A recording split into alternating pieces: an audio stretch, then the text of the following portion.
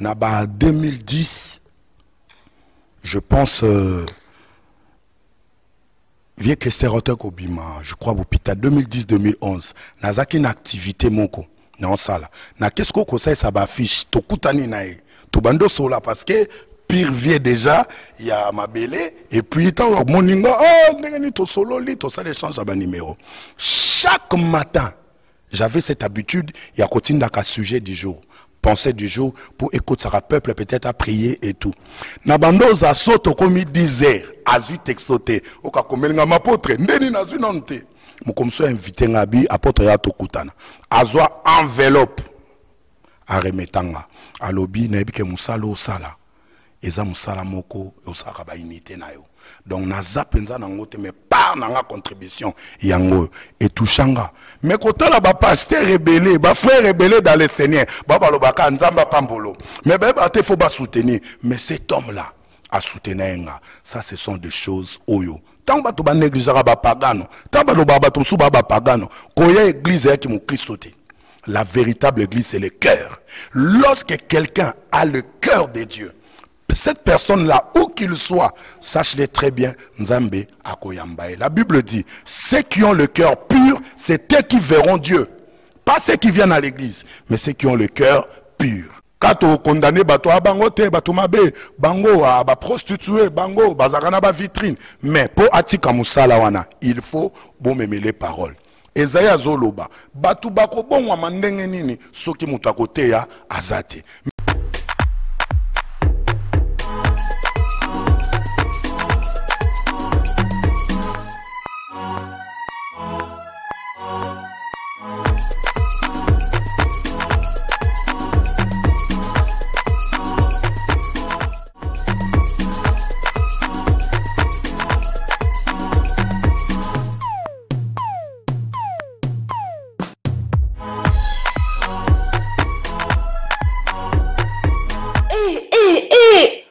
De Dieu, un grand séminaire de 3 jours s'organise le 25, le 26 et le 28 mai à l'église Mission Évangélique Rehoboth à la Plaine Saint-Denis avec l'apôtre Frankie Kéroc, le Coco Bar. Vous êtes malade? Vous êtes tourmenté par des problèmes et vous cherchez une solution efficace. Un seul Dieu, oui, Jésus-Christ qui est la solution à tous vos problèmes. Venez donc participer à ces 3 jours de séminaire dont le thème est « Je suis Obed Edom ». Le 25 mai de 18h30 à 21h30, ainsi que le vendredi 26 mai, une veille de prière s'organise de 22h30 à 5h du matin. Enfin, le dimanche 28 mai de 14h30 à 18h avec l'apôtre Frankie Kéroc, le Coco Bar. Venez nombreux et surtout ne manquez pas ce rendez-vous.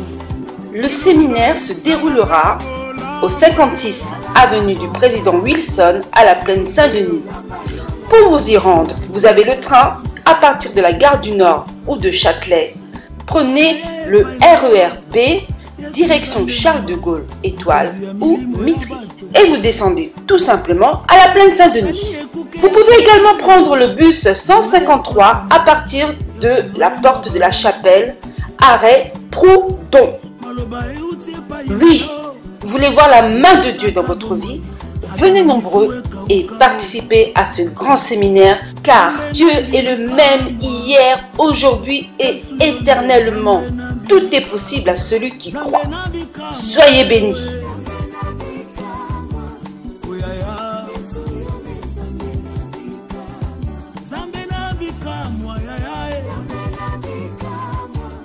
Dieu, bonjour. Bateau, vous avez toujours branché na kata NG4 cadenceinfopromo.com. Lelo to embeli binonani. Musali Nzambe. Pasteur nani? To nasi kombo na ye muta opesa. Pourquoi to nasi? Musala sala Nzamba tindi émission. Bombo Nzambe osala onzamba lengi. Lelo to za église, to na plateau.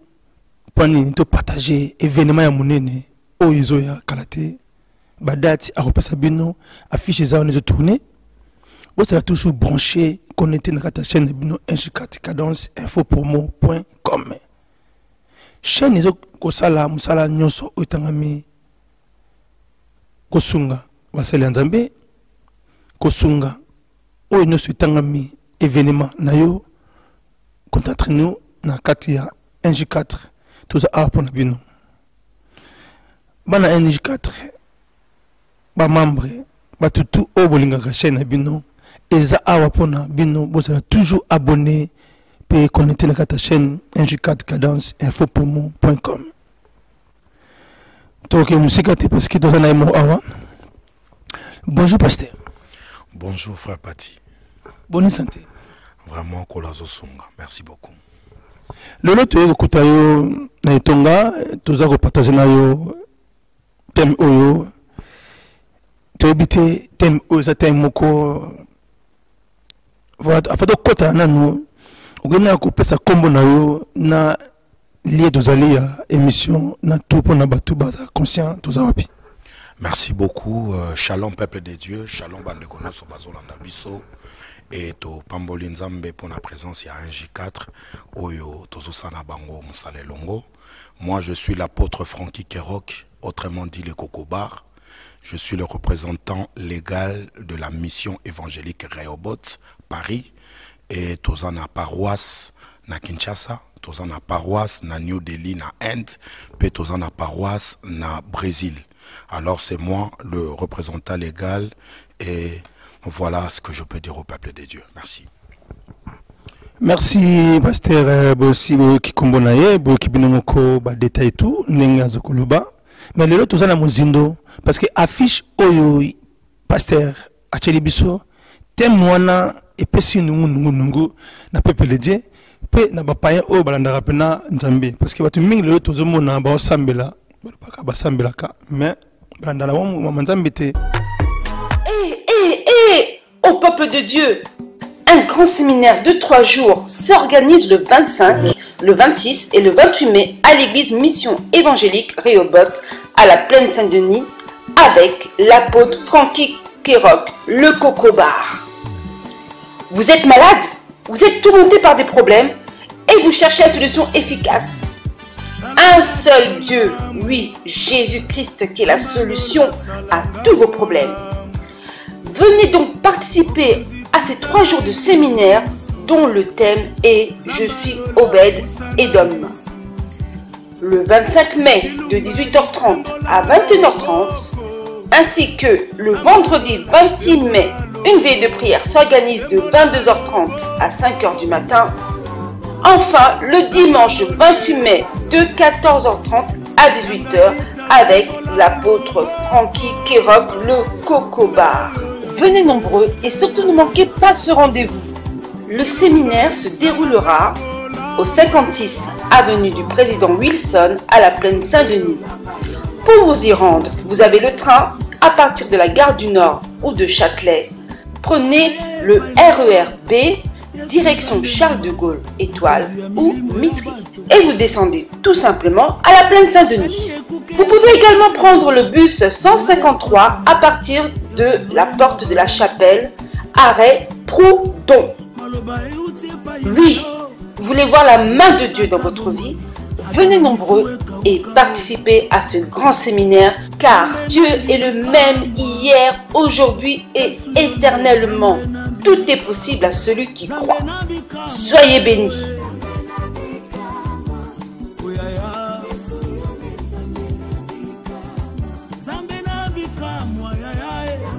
Peuple de Dieu, tout ça toujours na bino awa na kata chaîne NJ4 cadence infopromo.com et baby pe hindi. Pourquoi hindi? Et baby et hindi pour nini? Parce que ba thème oyo to chana mokili. Eza na mokindo kite. Eza ka mayele ya musala. Ensuite ça ba révélation. Mais pourquoi ba thème ngo ekomi koluka ba problème? Pasteur aza awa pona yimoko alimbola biso pourquoi thème wana? Yimoko azawa Nasi, vous avez toujours branché parce que ça n'a pas de sa réponse. Vous avez une question, mais la réponse est ça engage toujours pasteur. Parce que tout le monde a battu moi na fiche ya événement au le belango. Déjà pas si moi makelele. Tu dois être parce que pas toujours bien suite nango. Et ça nous juste. En fait, peuple de Dieu, thème wana ezali je suis Obed-Edom. C'est-à-dire Obed-Edom eza histoire moko eza biblique. Sauf ngo na mukanda ya 2 Samuel chapitre 6 okokuta kombo ya Obed-Edom. Sikoyo yango wana mtu eza sujet na biso et yango na séminaire ndenge frère Patiauti koloba yango na to fungola. Cela veut dire peuple de Dieu vous a rassuré. Et là, comme Abezate, biso mamtoloba, que c'est la Bible. C'est-à-dire, biso témoignage, c'est la parole. Et là où il y a la parole, place où pour écouter témoignage. Maintenant, il y a pour le peuple de Dieu, témoignage, mais moi, témoignage, ils ont qu'un cas dans ma camoto, man, qui ça, pasteur Moïse, les passants, à tabac le bamé, aux amours Nzambé, vous allez éclairer Nzambé, bien sûr, au seul erreur, tu habites sur l'erreur. Mais dans la nagi pas prophète Ézéchiel. A détaillé au mot on a le bi gege on a dalina na démon te ya mwasi ata démon ya mobile mais na thème yoche na ebité ko to na pena pasteur ils ont touché peuple de Dieu na au sentir on est yo mo journal témoin ba coup de fil ya choc. En fait merci pour la question nayo omoni lelo église ezan attend ya soir. Ils en attendent au confusion scoti mingi. Ils en attendent au peuple de Dieu à comprendre les sociétés à simbanini à landanini. Parce que la plupart y a peuple de Dieu balingi connaissance te. Baza bato balandaka miracle, baza bato balandaka prophétie, baza bato bazolanda makamna sentiment. Alors que étant que moi nanzambe, il faut au vanda na makomi. Au vanda na connaissance. Soko na connaissance, même pasteur a koko saote. Batu belé batu ningape au sujet ya thème wana. Babi mais Obed-Edom ezanini. Loko la biso toza bo kiltiste ete. Makam na biso zara la lumière. To fungoli makomi. 2 Samuel chapitre 6. Arche de l'Éternel et kendaki pa ba Philistin et longue pa ba Philistin vanda 20 ans nanda kwa Binadab. Alors David a eu résolution alors bi arche faisons en la cité de David et tant arche zoya izalaki na musique fête izalaki et sengo parce que arche ozako représenter présence en Zambé et longwaki na Israël maintenant arche zozonga et que le quoi retour ya arche yango tout sape peuple de Dieu il faut tozonga na retour ya parole parce que l'arche égale Dieu et Dieu égale la parole il faut tozonga non la parole to banda ko démontrer peuple de Dieu ni nos ali volonté en Zambé alors tangu arche est commis pes moko arche linge koya mutu mwazaki wana labite arche koya te kombone uza asimbi arche nzoka arche basimba ngo na maboko te hors de lui que arche faut chango na épaule quand tu passes na quand tu côté de zone pour donner mon aucune vitesse trop peuple de Dieu besoin de mon nga okende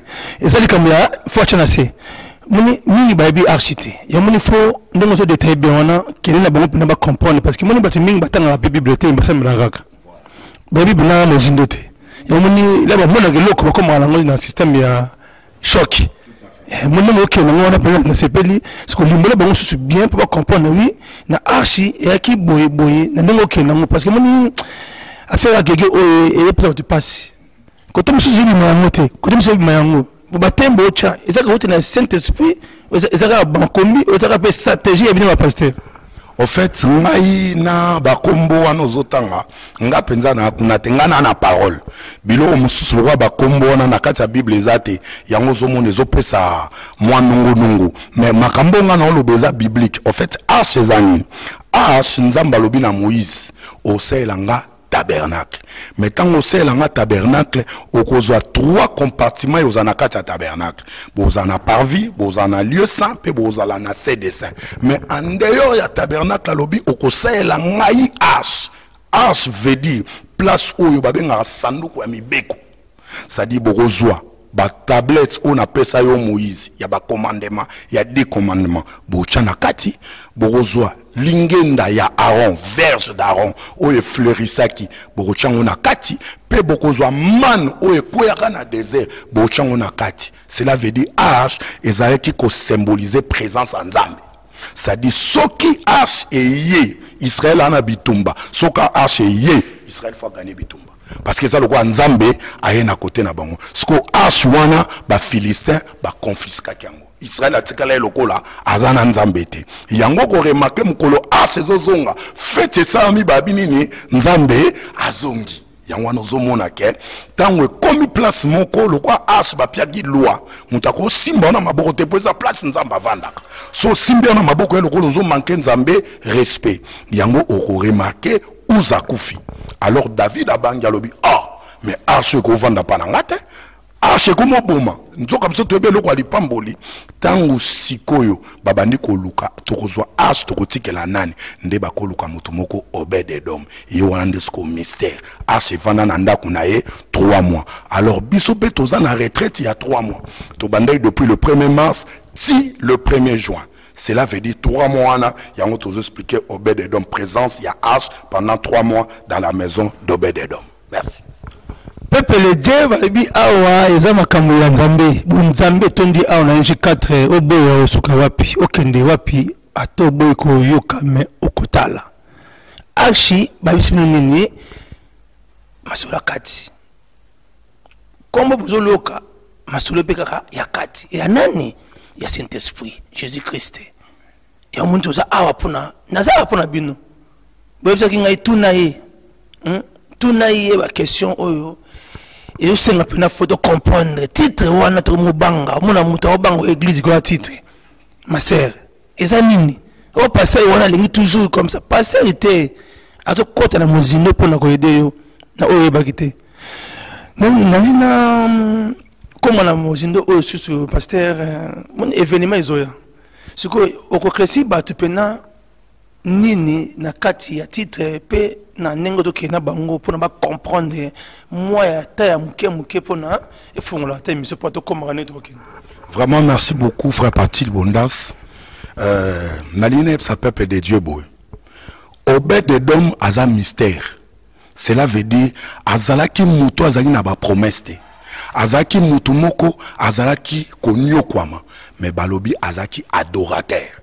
Akumisaka nzambe mempiaka banungane tout ba avança banunga nyonso ba kenda mais ye akangamaka na nzambe mais résultat à la guité to ito encourager peuple to lo bandeni tant mususu pona batu yo zandumba tant mususu pona batu yo zano mutu ya braquage oza mutu ya makamba mabe mutu ya drogue mutu ya alcool mutu ya makambo bele batu ba rejeta yo mais yebe loko moko soki arche koti na ndako na yo makambo na vie na yo échanger biso nyonso autrefois toalé ndenge mususu même kolo arche kota lelo tokoma serviteur de Dieu Pati Libondas toyeba yo côté mususu mais banda arche kota au moins te que le to sale mission nzambe amen amen cela veut dire toi na posa ya arche eza eloko oyo ekoya komemela biso lisusu bolamu yango na 3 jours wana to définir batu bayeba arche eza nini pourquoi l'arche et parmi wana to relaxa batu Obed-Edom et to ya relaxa batu secret au Obed-Edom apesa David pour aselon wana ndako na ye tiekota na cité de David ya on a obvinté peuple de Dieu 3 dates majeures wana le 25 mai le 26 mai le 28 mai vraiment bozangate parce que gloire ya nzambe kozala éclaté to kosuka ka na lelobate mais démonstration ya puissance de Dieu et ce emonana merci. Merci pasteur na zonga na moi muke ningo lobi ozala kapé mutu ya boye peuple de Dieu balinga kapé pasteur il faut ba identité na yo archi bien si archi mais na moi ya ta vite fait ozala kinene na le passé le loka mamoko to mona ka yo na internet wa to na mususu ozobi sapé mingi na moni batumi balingi yo pe oza simple en tout cas peuple de Dieu pasteur azali pasteur photo linga ko pesa pe respect na basali ya nzambe baza kola te boutonio so pona ko prier pona bato ba maladie oyo ils ont mona na passe na hôpital mais nzamba sala grâce photo ndima pasteur nasira oko to so matama muke point sauter les passé muke pour la peuple lié pe ba oui identité parce que ezara moi loko ya miko a partir bonne si ngate aleka ngwana photo so matata vona muke okoli matama muke point sauter. Vraiment merci beaucoup frère Pati. Bible Zoïb Sabisoboy. À tous ceux qui l'ont reçu, à tous ceux qui croient à sa parole, Dieu leur a donné le pouvoir de devenir enfants de Dieu. Cela veut dire to devenir kabana na nzambe. Ce qui au devenir, c'est que autrefois ozaki mwana nzambe te. Donc pour dire nazalaki jeune lokola ba jeune non sommelo na koma kokobar. Cela veut dire mutu moko alingi loyenge alinga kozana ba pati libonas na makambo tali musique mutu moko azalaki vraiment na ba guerre de santa makambo ya chocho, c'est-à-dire le roi jeune nyos. Mais tala lelo nzambe asali ngolo to tiki makambo wana metoye lelo ko sela nzambe parce que tu comprends que vanité de vanité tout est vanité. Libanda na yesu vie ezate, mais depuis qu'on est venu en Christ vraiment nyonso eza kimia nzamba zo pesa biso motema oyo ya ko umela kozela ba promesse na ye et vraiment tozo pambola nzambe likolo na ngwana nzambo ya changeaka nzambo azora bato tozali na ba drogue tozali na makambo ya kosakana te mais nzamba lobi okotika makambo wana okolandanga pour selanga ya ona nina encourager ndeko moko za kati ya drogue batu ba oboya yo na nina encourager ndeko moko za na kati ya makambo mabe batu ba oboya yo e na mutu moko abikisaka eza Yesu Masia e na makasi na yote na force na yote mais quand le temps de Dieu arrive et ce ko kote na bat na nzambe o bazo teyo le loba na nzambe le loba ne kokota pe ko bota mbuma vraiment tika nzambe apambola bino. Merci pasteur, merci bilombo bozo kato zonga moke pona bato bolingi toujours na beta forme hein pasteur ngote bato balingi nesi nza matika biso ye ba ki mutuka ya yo akune sonité pa loba tano se koki koka sonité numéro za wana ya pasteur benga ape pasteur ya musika te azaka awa na Paris na la plaine peka awa bana Paris soni zalite babi osambela kananda ko mais linga kiti na yo e bonga na yo ezaka toujours na église ko boya ko sambela te loto moni ba pasteur ebele ba olela na internet bazolo ba pona biso pepele je oyo bazana fo ya mukie ko kema église te parce que ba ange église là ba ya ko cha ba bénédiction église na pasteur mo zora ange asolo na e pona nini pourquoi église est forcée te ah c'est cha prière oyo sunga pepele na oyo et pona ko sunga bino hein autre qui te passe une introduction pour mon identité na ye avec mutu ya makambo tanda si oyo ça parce que a pasteur comme la tabouté ataki déjà bongo mais à mon que simbité na ninga ya oyo ça logique to boite ezali via mutu mais yo moko miso sola abiro yoka pe okutala. Au peuple de Dieu, un grand séminaire de 3 jours s'organise le 25, le 26 et le 28 mai à l'église Mission Évangélique Rehoboth à la Plaine Saint-Denis avec l'apôtre Frankie Kéroc, le Coco Bar. Vous êtes malade? Vous êtes tourmenté par des problèmes et vous cherchez la solution efficace. Un seul Dieu, oui, Jésus-Christ qui est la solution à tous vos problèmes. Venez donc participer à ces 3 jours de séminaire dont le thème est « Je suis Obed Edom ». Le 25 mai de 18h30 à 21h30, ainsi que le vendredi 26 mai, une veille de prière s'organise de 22h30 à 5h du matin. Enfin, le dimanche 28 mai de 14h30 à 18h avec l'apôtre Frankie Kéroc, le Coco Bar. Venez nombreux et surtout ne manquez pas ce rendez-vous. Le séminaire se déroulera au 56 avenue du Président Wilson à la Plaine Saint-Denis. Pour vous y rendre, vous avez le train à partir de la gare du Nord ou de Châtelet. Prenez le RER B, direction Charles de Gaulle, Étoile ou Mitry. Et vous descendez tout simplement à la Plaine Saint-Denis. Vous pouvez également prendre le bus 153 à partir de la porte de la chapelle, arrêt Proudhon. Oui, vous voulez voir la main de Dieu dans votre vie? Venez nombreux et participez à ce grand séminaire car Dieu est le même hier, aujourd'hui et éternellement. Tout est possible à celui qui croit. Soyez bénis.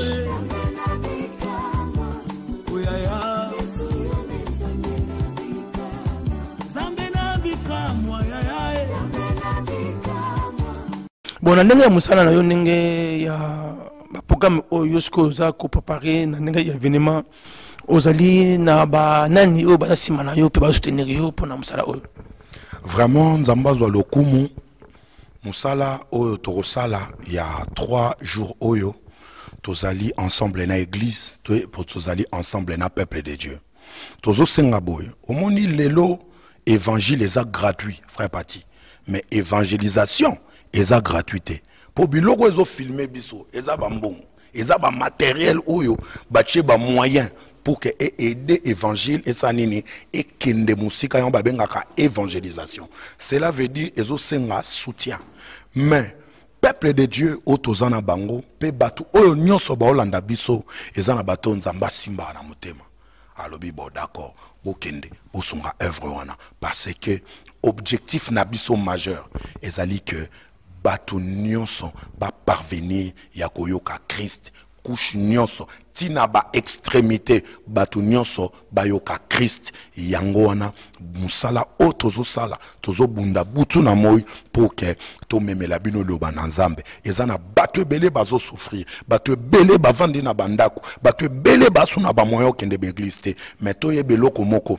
esika faux yali vrai pe alara po baloba ke likambo eza faux c'est que vrai nango ezali peuple tozala ya kotelema toyoka mungongo nzambe esiko nzambe azali oko comprendre ka nzambe azali muto paza na nzambe oko comprendre pa ka na nzambe eloko ali boso tozana na posa ya bozuna bino te mais toi na souci ya ba âme na bino bo se convertir parce que le royaume des cieux est proche bientôt yesu akozonga akoya kozo église na ye alors mwana il faut ozaya kolamuka kolamuka ngolo banini kolamuka ngolo ba ke overveiller o comprendre ande non solo la boy non solo na couche nyonso oza yanki oza mutu ya zododo oza mutu ya nini na solo na batu nyonso yango zo mona langage nanga eza boy mais tant to yaka ko solo mamu na nzambe o ko comprendre que mutoyo azana elembo na nzambe pe mutoyo c'est un envoyé de Dieu vraiment naza ko inviter bande ko belé boya pour Yesu Masia bientôt azozonga.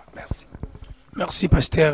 Lelo nous allons toujours na pasteur tout na pib ya émission oyo tout ça la question na ba keke tout ce pib ya événement ya pasteur Ndenge Ezoya. Merci.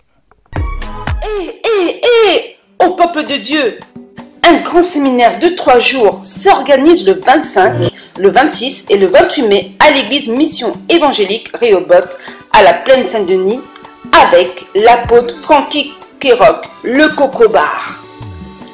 Vous êtes malade? Vous êtes tourmenté par des problèmes et vous cherchez la solution efficace. Un seul Dieu, oui, Jésus-Christ, qui est la solution à tous vos problèmes. Venez donc participer à ces 3 jours de séminaire dont le thème est « Je suis Obed Edom ». Le 25 mai de 18h30 à 21h30, ainsi que le vendredi 26 mai, une veille de prière s'organise de 22h30 à 5h du matin. Enfin, le dimanche 28 mai de 14h30 à 18h avec l'apôtre Frankie Kéroc, le Coco Bar. Venez nombreux et surtout ne manquez pas ce rendez-vous. Le séminaire se déroulera au 56 avenue du Président Wilson à la Plaine Saint-Denis. Pour vous y rendre, vous avez le train à partir de la gare du Nord ou de Châtelet. Prenez le RER B, direction Charles de Gaulle, Étoile ou Mitry. Et vous descendez tout simplement à la Plaine Saint-Denis. Vous pouvez également prendre le bus 153 à partir de la porte de la chapelle, arrêt Proudhon. Oui, vous voulez voir la main de Dieu dans votre vie? Venez nombreux et participez à ce grand séminaire car Dieu est le même hier, aujourd'hui et éternellement. Tout est possible à celui qui croit. Soyez bénis.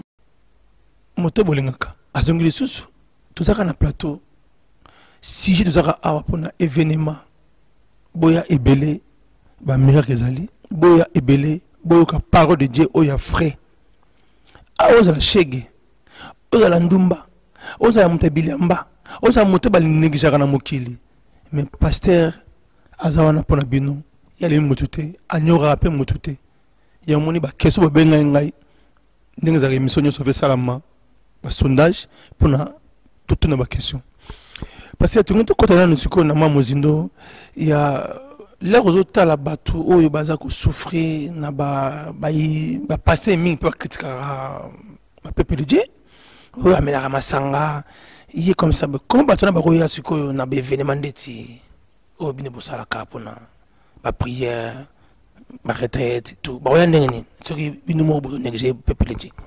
Vraiment merci beaucoup pour la question oyo. Bible zo epsabso loko moko que tous ala ba imitateur ya Jésus-Christ. To pandasko kotala na no vie à Jésus-Christ. Bible lobi abandaki kokende ko côtoyer bato ba mauvaise vie. Avandi na ndaku ya Zaché, Zaché azalaki muto ya escroc. C'est-à-dire le quoi à travers na ba dégérade le quoi na kin, à travers le quoi a na makambo etali ya ba impôt. Mais ils volaient l'argent, ils en arquaient l'argent. Mais Christ a zo kende ko approcher bato bongo. Azo ko kutana bato le quoi ba Marie de Magdala. Grand prostitué. Mais Christ a dit que bongo. Il faut te tourner la question pourquoi? Parce que malade azalaka na posa munganga. Pour munganga pe musala na ye salama, il faut malade azala. Biso to bongwama motema te po to kendo sangana na ba Kristo, to sangana ba Kristo ka mukolo yeso oya. Tant au vanda likolo, biso nyoso to sangani. Mais pour l'instant ba pie biso mission anate. Aller partout. Tababi partout veut dire et si quand nyonso o bato mabe bali approcher bango la krisa bongo bolingo na nzambe biso kwa ba pasteur te onde osikala oza païente et onde abota mamba mo pasteur on kama mamba mo archbishop onde soko totanga kombo neti ya yanke onde asumuki te biso be évangile wana ba hypocrisie wana to sala ngote biso to viva nanu to zala ba pagano yango moni so faux pasteur oye na webshop na tika makambo makambo ko mekango te ko sala ngote po yebi ngote te ya liloba na nzambe un point barre. Donc nous approchons ce qu'on appelle des païens mais na kati na bango ba pasteur minene baza na kati na bango ba servant de Dieu bali na kati na bango ba prophète bali. Il faut maintenant leur montrer l'amour de Dieu parce que Dieu n'a pas l'amour mais Dieu est amour. Par son amour ndenzamba yakapa na biso alakisi biso bolingone pa bendi biso to komi pana yo zolunga na moto asambela mo lakse bolingo nzambe te po ani na posa na c'est impossible. Alors ça ce sont des choses que nous condamnons. Nous to poussa na pas bato nyonso to poussa na pas ba musicien to poussa na et pas bato ataza mutakisi non poussa na po otika kisondeni. Quand on condamne bato abango te bato mabe bango ba prostitué bango bazakana ba vitrine mais pour atika musala wana il faut bon mêler les paroles.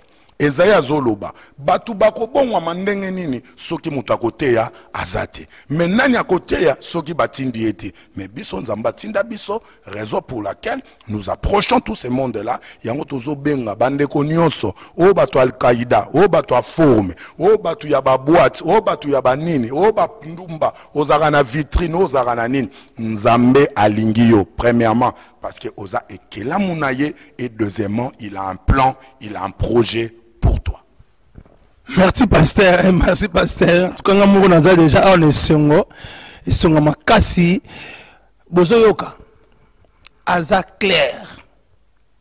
To yamba ba pasteur, to yamba ba tom de Dieu, to sala ma mebele, mais ba vérité ya boy soki bozoyoka boboy gondima wana pena lifelo kulungungu. Wana pena lifelo kulungungu na lobiango parce que aza on a pour bino bongo comprendre so lela pourquoi hypocrite ne va passer que belé au côté na nesi ko église so bato ba bonga ndenge nini to za awa to shitete mais to za awa parce que to côté na siko na ndenge ya ba événement ba vele prière au ticket nango eza ndenge nini. Au fait tozo continuer programme na biso il y a 3 mois. To banda qui retraite moko auto dénoma qui ango juste bededom et on a même to ça lango séminaire on a débuté depuis le 1er mars Nzamba peut faire recommandation il y a 3 mois na présence en Zambie. Tobanda le 1er mars, aussi ça le 1er juin. Donc mois de mai au ezaloko la dernier mois na biso. Cela veut dire activité il y a le 25, il y a le 26, il y a le 28 et ça pour que tokende ko clôturer nango événement oyo ya munene otokosala et ça pour ko clôturer nango retraite na biso. Yango zomo na midi nyonso tozaka en direct sur Facebook bande kwa ba internet ba yebi to bondelaka to lelaka ngolu na Nzambe ba to bele bazoto na babi ah mais passer to lonase non to mona prière à to wana ah gloire à Dieu. Cela veut dire tozo bondela Nzambe tozo lukelongo na Nzambe bibelo bibo. La prière fervente de juste a une très grande efficacité. La prière c'est quelque chose de très grand. Tout ce que nous cherchons, on peut l'obtenir dans la prière. Mais si vous prière, tu es belé, tu négligent yango. Prière, passer et belé, tu négligent yango. Yango moni ba koti ba fait étranger pour ban énergie. Énergie na biso yel na téléphone. Il faut charger yango. So chargeant to comme à lobat. Comme passer et belé lobat. Comme passer. Naleli, nzambe na lokumu. Yomoni za awa, tuzaka na isengo parce que ça mama nzambe.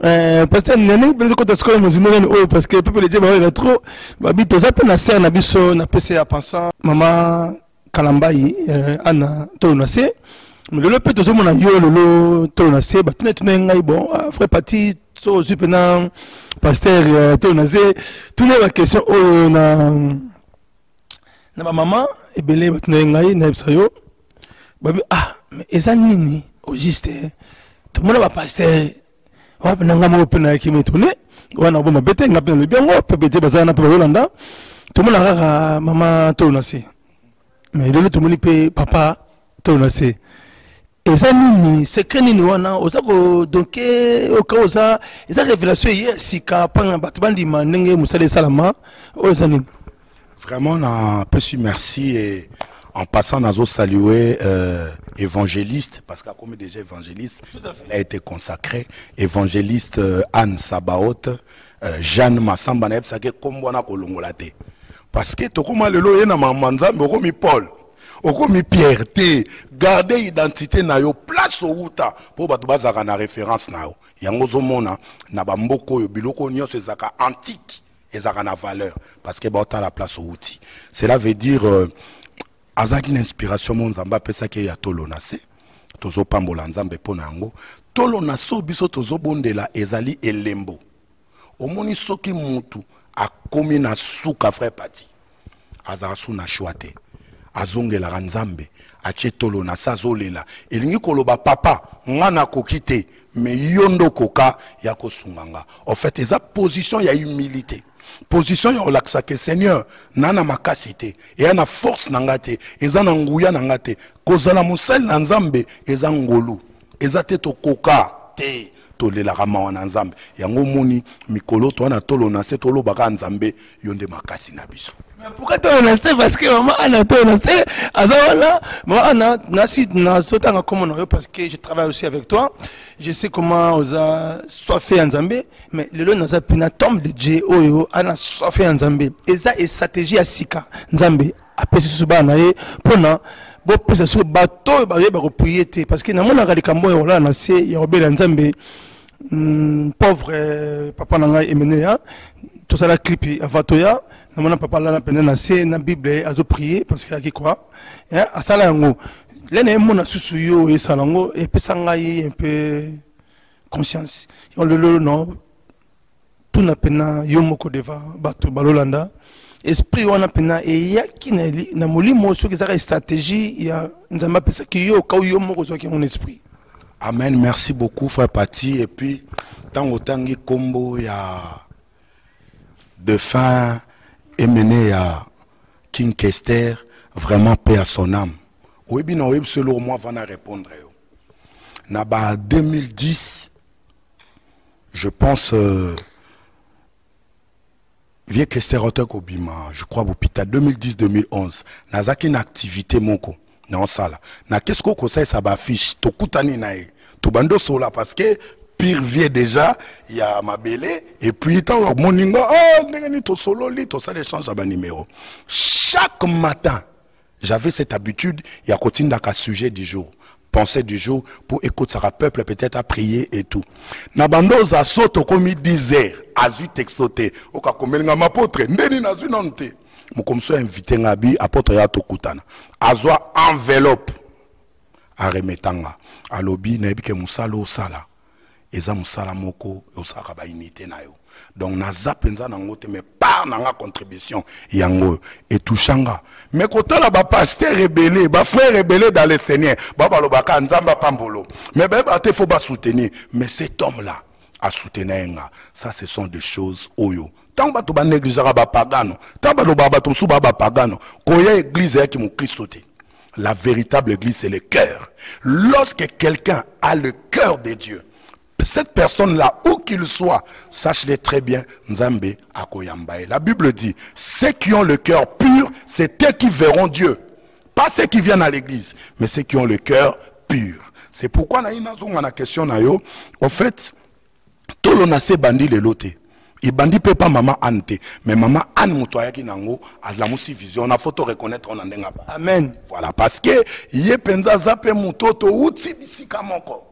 Tangu ya osama gamnaye yakobina, cela veut dire ayebi ke ba oyo baza ba kokoba na biso ba encadrara biso ba kokoba na biso bazara na biso. Cela veut dire to uti na ye bisika lelo komona ye oyakoma. Moi je bénis le Seigneur. Ce que ça inspiration na zion pa na ye, je dirais gloire au Seigneur parce que le malamu photo soit mais à ma bé to zoate. Merci pasteur Nasi Rabine Mobomoni babina mosala nzambe soki eloko zali ya puissance pour la Seigneur biso nyonso tozana pona to bénéficier. Na sepena na témoignage ya pasteur ndenge azolobi pona emeneya Nasir na landi pe ba témoignage msusu e pa ya prophète Ezekiel alobi emeneya zali na pesi oyo biso nyonso tulukaka tozala nzambe asala grâce azana lola nzoka makambo oyo tozomona oyo tozoyoka ezali ya solo parce que nayoki témoignage ya monene ngambo na plateau pona nini envers bapesaki wana nzendo ezalaki ba sacrifice oyo nzambe alobi soki oyekipaka pasteur na yo ozwaki na charge oyedaka makambo ya mosala ya nzambe na likolo mpe lupango na mpe bazali kotonga.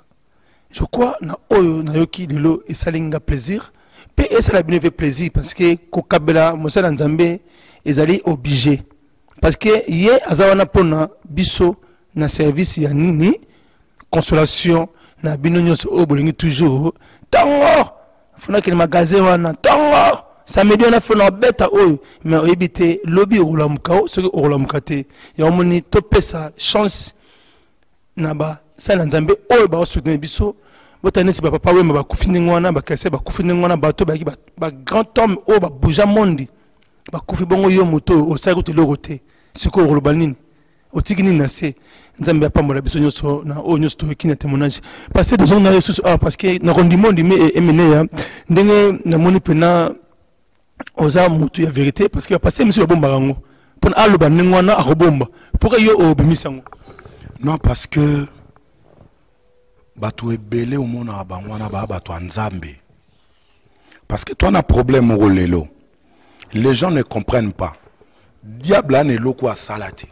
Moutakoz a musicien. Mais c'est un enfant de Dieu. Moutakoz kozal. Imagine toi lelo bat babo ya ba musicien. Au point ni barabato akisi. Mon mon a passé un moment réel. Ce que Cristiano Ronaldo na fali na kisi na koleka. Bon, on va sa réponse parce que déjà izanini parce que na foot et après la diable là est très puissant. La musique il peut. C'est réponse on va bien mo pesa ngo ils passé merci. Oyebi na oyebi selo komoko. Tout ce que nous faisons est neutre. Mais yondo ko zwango o pesa ngo oyo lingi. Na pesa exemple. Oyebi ke ba pasteur ba simba kisi bali. Pelé. Voilà. Cela veut dire pour ni batubati kama manzambe te. Makambo nyonso ezaka naître. Et alors quoi nengo sa émission boy, ça dit eza naître au cause à journaliste pour simba kisi. Et quoi empêcher biso to sa musa na nzambe. Oh internet eza bloko masumu, mais po yo monanga toleki wapi. Ça veut dire internet eza naître. So ke na ona masumu et ke masumu, so ke na ona bonzambe et ke bonzambe. Pour dire quoi? Batouana, ba papa wemba, ba nani, ba musicien nyonso ba existara. Baza d'abord ba créature de Dieu. Ce sont des personnes aussi qui ont la foi en Dieu. Ce qui mouta monique, il faut que ne kokota makamba be. Ah, wane loko no et baby. Mais ce que monique, il faut otikala na bonzambe. Combien de gens, des artistes, ils font le travail sans kiss et ils font un bon travail. Et ce travail-là, ils appellent ça là, batumuso bolam. Mais ces gens-là, nous avons tous besoin d'eux. Pourquoi? Toro comme ça moukili mwemba ba pasteur te. Imagine toi batunia so bako ba pasteur, batunia so bako mi mko sambela, na ba kiti bando sa masuste, o bando mona mnana ba électricien baza suste batunia so bako ba pasteur. Chacun doit rester dans sa branche. O nzamba sali musela nzam, aza musela nzam, mutu mususu asali avane na ba, azane croyant. To comme c'est pasteur te. To comme c'est pe musali nzambe te. Yango confusion zokota mingi. Ate na sakaboy, na simba ba kisi. Yo ganti so yo simbe kisi, muninga musa simbe kisi te. Ndeni yo lingo taché batunia so. Non. Moko na moko ayebake to uti biso nyonso na nzambe. La Bible dit ndeke azonga na zala. Soki punda abimi azonga pa mokeli na ye. E bongo yo okelami na nzambe ozonga kawapi. Ya ona zolo banayo reviens à Dieu parce que chemin monsieur ezate à part Jésus-Christ de Nazareth. Merci pasteur Tobo Sanete naza ko remercier ba pasteur o pe soutenir biso na chaîne parce que tous na plateau ya biso ya bana nzambe pasteur Daklo prophète Lik bongo pasteur Harry na Guadeloupe boza ebele pasteur Djebola prophète Ezekiel Anna Tonasie Kalambai maman Sandine Mbala azana biso pe awa maman José nakata charte, pourquoi pas Georgette Tichamba toujours nabiso. Et on doit continuer émission nabiso to chité penza. Et on tourne to yeba pasteur naba programme oyo batunyo so bayo ki nenge événement izoya parce que boya ebele meya kezali maté ape ezali mais tout le monde a meilleur été parce qu'il va passer belé basimba kisi comme kaka système y avait dit ba dans le vide tu comprends le suite et on passer à le bien mais bolingi ce qu'on a me suite ce qu'on a me ce qu'on y me peut paiement soit bisco asiga siko na diabrango na biso nyonso bi felo ce que bolingi sunini parce que on a tout pourquoi peut payer bolingi susu ko kate pasteur moi za na tendance nesio o za la beauté o basimba za la bongo et ça n'est juste en fait c'est normal. Omoni lelo tozan atan moko confusion koti trop. Peuple de Dieu, soki omoni batebele bakomo loba, batebele bakomi ko se lamenter par moment, tozana komi kitisa, toluka to comprendre pourquoi les gens parlent. Parce que il y a deux catégories de serviteurs de Dieu. Il y a des serviteurs de Dieu au baosé la nzambe. Naba serviteur de Dieu au baosé la Satan, bazan na synagogue ya Satan, selon Apocalypse. C'est-à-dire, bangosko ba koti, place ba vrai ba ali, bazo sa makambo mabe, bazo sa la makambo zo rendre gloire te. Pourquoi? Pour que ba zipa, ba o baza ya vrai. Il y a des personnes qui ont pris leur vie, leur jeunesse, ils les ont donné à Jésus.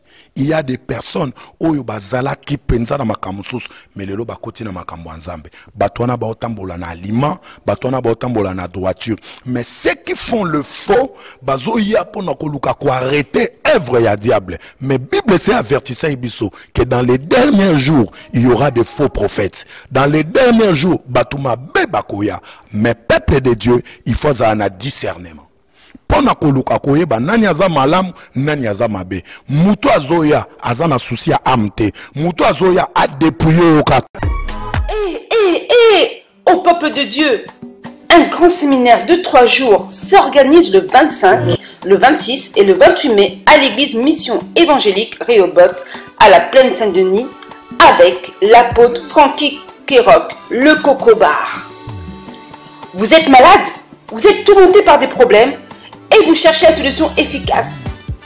Un seul Dieu, oui, Jésus-Christ qui est la solution à tous vos problèmes. Venez donc participer à ces 3 jours de séminaire dont le thème est « Je suis Obed Edom ». le 25 mai de 18h30 à 21h30, ainsi que le vendredi 26 mai, une veille de prière s'organise de 22h30 à 5h du matin. Enfin, le dimanche 28 mai de 14h30 à 18h avec l'apôtre Frankie Kéroc, le Coco Bar. Venez nombreux et surtout ne manquez pas ce rendez-vous. Le séminaire se déroulera au 56 avenue du Président Wilson à la Plaine Saint-Denis. Pour vous y rendre, vous avez le train à partir de la gare du Nord ou de Châtelet. Prenez le RER B, direction Charles de Gaulle, Étoile ou Mitry. Et vous descendez tout simplement à la Plaine Saint-Denis. Vous pouvez également prendre le bus 153 à partir de la porte de la Chapelle, arrêt Proudhon. Oui, vous voulez voir la main de Dieu dans votre vie? Venez nombreux et participez à ce grand séminaire, car Dieu est le même hier, aujourd'hui et éternellement. Tout est possible à celui qui croit. Soyez bénis.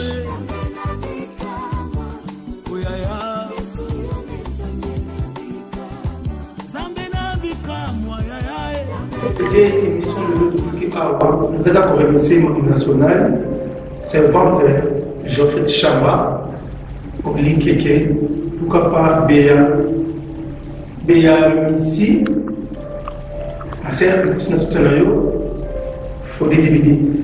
Parce que le sujet, c'est beaucoup savoir la finition, le programme, il y a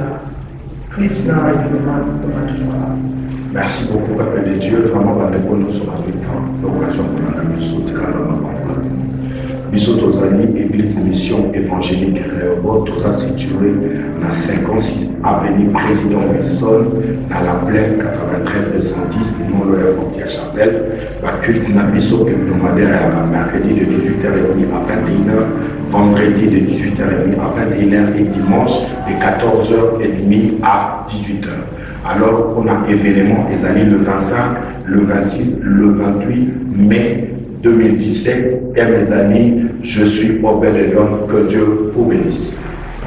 www.ngkT14info.com de clôturer à vous avez comme vous l'avez dit, vous allez toujours pencher, connecter la chaîne pour le nom NG4.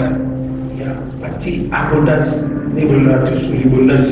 Et d'après la référence, pourquoi pas, vous avez comme maman, parce qu'elle est qui, comme vous avez, et le coup, il n'y a pas de merci, Christelle. Merci. Nous avons envoyé. Merci. Tout clôturer à la gauche, la droite, comme on a dit, là, amen.